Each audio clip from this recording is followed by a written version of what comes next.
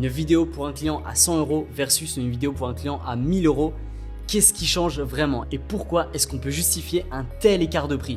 Et je te vois venir, non, c'est pas parce qu'il y en a un qui a une Sony FX3 et l'autre qui a un iPhone qui fait la différence. Ce qui fait la différence, c'est tout ce que tu vas mettre en action avant et après le tournage. Et dans cette vidéo, je vais te montrer comment est-ce qu'un vidéaste peut demander 10 fois plus et surtout comment est-ce que tu peux augmenter ton prix de façon justifiée et pas juste pour dire « Ah, c'est l'inflation, j'ai augmenté mes tarifs ». Ça, c'est une excuse qui fonctionne pas. À la fin de cette vidéo, tu sauras exactement ce que tu dois facturer et pourquoi tu dois le facturer, quelles étapes ajoutent de la valeur et du coup, quelles étapes font que tu peux augmenter tes tarifs et comment est-ce que tu peux augmenter cette valeur sans y passer des heures et des heures en plus. Numéro 1, le vidéaste qui facture sa vidéo à 100 €. C'est simple, le filmmaker qui vend sa prestation à 100 €, déjà, il a rien compris. Il faut poser la base, être filmmaker est un métier de luxe.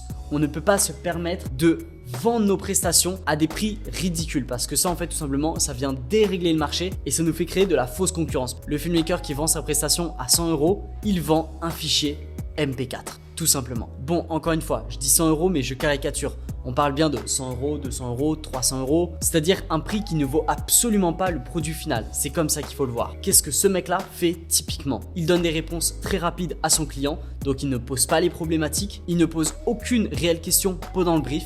Il accepte tout simplement le projet. Il ne fait aucune pré-production. Il arrive, il tourne pendant 2-3 heures et il rentre chez lui. Sur le tournage, il se focalise uniquement sur la qualité de l'image et non sur le son, non sur les éclairages, non sur tout l'ensemble de la vidéo. En post-production, il a un montage qui est très rapide, qui ressemble un petit peu à tout le monde, aucune différenciation, rien du tout. Très peu de color grading ou pas de color grading, très peu ou pas de sound design, donc grossièrement pas de storytelling, juste des cuts mis au hasard. Et pour terminer, il a une livrable qui est unique, c'est-à-dire qu'il va simplement livrer un fichier et il n'y aura aucune stratégie derrière. Je pense que je n'ai même pas forcément besoin de te montrer un exemple, tu vois exactement quel est le type de projet. Et toi peut-être que tu es déjà passé par là ou c'est ce que tu fais actuellement. Maintenant, je vais te donner quelques exemples de ce qu'un prestataire aurait pu te dire. Tu as été le démarché, il a accepté pour un budget de 100 ou 200 € et voici ce qu'il t'a dit. Je veux une pub pour mon entreprise de 1 minute maximum. J'ai de la disponibilité que demain ou après-demain. Au niveau du message, il faut que ce soit clair, que les gens comprennent. Enfin, c'est toi le pro, fais exactement comme tu veux. Et mon budget, 200 €.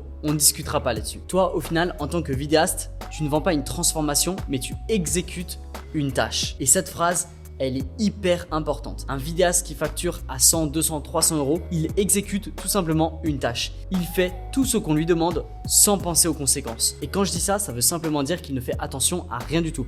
Il ne fait pas attention à la stratégie du client, il ne fait pas attention à l'objectif de la vidéo. Est-ce que c'est fait pour avoir plus de trafic? Est-ce que c'est fait pour avoir plus de ventes? Quel est l'objectif derrière cette vidéo? Le vidéaste à 100 €, il ne se pose aucune question, il exécute. Tout simplement. Le vidéaste à 1000 €. Maintenant, on va parler du vidéaste à 1000 €. Qu'est-ce qui le différencie réellement? Le filmmaker qui vend à 1000 € ne vend pas simplement une vidéo. Il vend une solution à un problème. C'est très rare quand tu vas démarcher des entreprises que l'entreprise te dise « j'ai besoin d'avoir une vidéo parce que ça me fait kiffer, parce que ça fait plus professionnel ». Certes, tu risques fortement d'avoir ce genre de propositions, mais ça sera des propositions uniquement à court terme. Et on sait très bien, nous, qu'en tant que vidéaste, avoir des one-shot, faire des petites missions par-ci par-là, c'est vraiment pas optimal et c'est pas ce qu'on recherche. Nous, on recherche du long terme. Le vidéaste qui vend une prestation à 1000 € n'est plus juste un prestataire, il devient un véritable partenaire stratégique. Maintenant, tu as vu la différence entre le vidéaste à 100 € et le vidéaste à 1000 €. Je pense que tu comprends un petit peu la différence entre les deux, pourquoi l'un est à 100 € et pourquoi l'autre est à 1000 €. Il y en a un qui exécute une tâche et l'autre qui vend une solution. Maintenant, tu te poses la question, c'est bien beau ce que tu me dis, mais comment est-ce qu'on fait réellement pour vendre sa prestation à 1000 €? Quelles sont les étapes? T'inquiète pas, laisse-moi t'expliquer. Numéro 1, le call de découverte avec ton client. Avant toute chose, il va falloir que tu comprennes l'enjeu de ton client. Si c'est un client que tu ne connais pas, il faut toujours que tu fasses des appels structurés avec lui. Sur ce call, tu vas venir identifier l'objectif commercial. Quel est le but de cette vidéo? Est-ce que ça va être, comme j'ai dit au début, faire plus de vues, se développer sur les réseaux sociaux, générer des leads pour des clients, juste faire connaître l'entreprise dans le monde entier? Je sais pas. Il va falloir que tu détermines exactement l'objectif commercial. Ça va te permettre déjà, quand tu feras ta vidéo, de savoir pourquoi il fait cette vidéo. Et ça, c'est super important. Numéro 2, que tu saches exactement le public cible. Est-ce que tu t'adresses à des jeunes? Est-ce que tu t'adresses à des moins jeunes? Ça encore, ça va être hyper utile pour toi pour savoir la façon dont tu vas écrire et surtout tu vas tourner la vidéo. Est-ce que tu vas avoir un rythme qui est très rapide, destiné aux jeunes? Est-ce que tu vas avoir un rythme qui est plus lent, destiné aux personnes âgées. Ça, c'est quelque chose également à savoir. Également, tu vas devoir parler des contraintes, des deadlines, le format, est-ce que c'est pour Instagram, est-ce que c'est pour TikTok, est-ce que c'est pour un site, est-ce que c'est juste personnel, je ne sais pas. Et en même temps, tu vas devoir absolument connaître les goûts de cette personne. Même si la personne te dit fais ce que tu veux, tu dois être obligé par je ne sais quel moyen de savoir exactement ce que la personne recherche. Parce que si la personne elle te dit fais ce que tu veux, au final toi tu fais vraiment ce que tu veux, tu vas partir dans tous les sens, tu vas faire ce que tu aimes et au final ça risque fortement de ne pas lui plaire. Donc c'est beaucoup mieux d'avoir quelque chose de structuré. Vous prenez un temps tous les deux, qu'elle t'envoie des exemples de vidéos qu'elle aime, que tu as déjà fait toi ou que d'autres prestataires ont déjà fait pour que tu aies une réelle idée de ce que tu vas pouvoir faire sur le tournage. Et dernière chose, un argument qui peut être vraiment très bon pour ton client, un bon call où tu poses toutes les choses à terre va éviter tous les retours sans fin et diminuer le risque pour le client.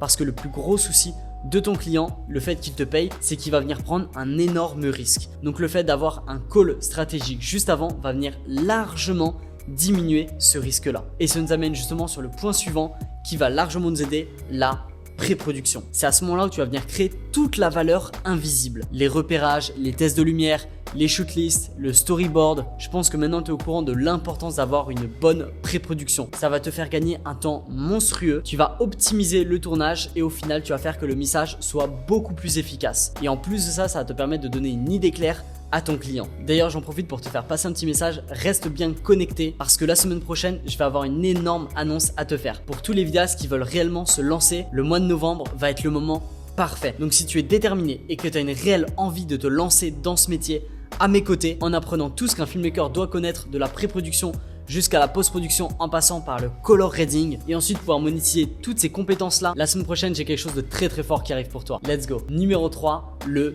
tournage. Sur le tournage, en réalité, il n'y a pas grand chose qui change.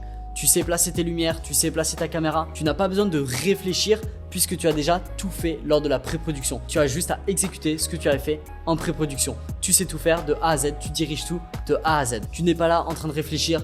Ah, peut-être ce plan-là, il rendrait bien, peut-être que l'autre, il rendrait bien. Tu sais exactement ce que tu veux faire et où ce que tu veux aller. Et ça, crois-moi que ton client, il le remarque. Le client va sentir la confiance que tu as en toi sur ce projet. Et il va de lui-même se dire, ok, c'est lui le pro, je pense qu'il gère très bien, il n'a pas besoin de moi. Numéro 4, la post-production. Comme j'ai dit dès le début, le filmmaker qui facture à 100 € fait juste un montage basique en faisant des cuts, de la musique, mal mixé et c'est tout. Le vidéaste à 100 €, il va analyser le montage. Il va faire un assemblage qui est correct du début à la fin. Il va mettre des cuts au moment où il faut mettre des cuts. Il va venir mettre un color grading, qui va faire augmenter le tarif. C'est exactement pareil pour le sound design et toutes ces choses-là. Tu connais tes directives et tu sais exactement où est-ce qu'il faut aller. Maintenant, tu as vu exactement la différence entre un vidéaste à 100 € et un vidéaste à 1000 €. Et ça serait intéressant que tu me dises toi en commentaire où est-ce que tu te situes. Et facturer à 100 € ne veut pas dire que tu es un débutant. Ça veut juste dire que tu ne connais pas ton sujet. Et ça, c'est quelque chose en réalité que les gens oublient souvent. Ils pensent qu'une vidéo, ça ne peut pas dépasser les 200-300 € et ils se disent que ceux qui facturent à 1000-2000 € leurs prestations, c'est des gens super connus qui ont déjà un background de fou furieux ou un matos énorme. Alors qu'en réalité, je viens de te prouver que pas du tout. Tout se joue dans l'organisation et les compétences que tu as dans ta tête. Maintenant, tu te poses sûrement cette question. Pourquoi les entreprises acceptent-elles de payer plus? Pourquoi? Parce qu'avec un vidéaste à 1000 €, les entreprises voient un réel retour sur investissement. Une meilleure conversion, une meilleure image et surtout, moins de risques. Aujourd'hui, l'entreprise va investir 1000 € dans cette vidéo, mais elle sait que sur le futur, cette vidéo va leur apporter 2000, 3000, 4000, 5000, voire même 10 000 ou beaucoup plus. Et c'est comme ça qu'il faut que vous vendiez vos services. Il faut parler sur le langage de ton client. Maintenant, les objections courantes que tu risques d'avoir. Je n'ai pas le matos pour facturer plus. Tu n'as pas besoin du dernier boîtier, mais tu as besoin d'un véritable process. Objection numéro 2, les clients veulent des vidéos à 100 €. Certains, oui.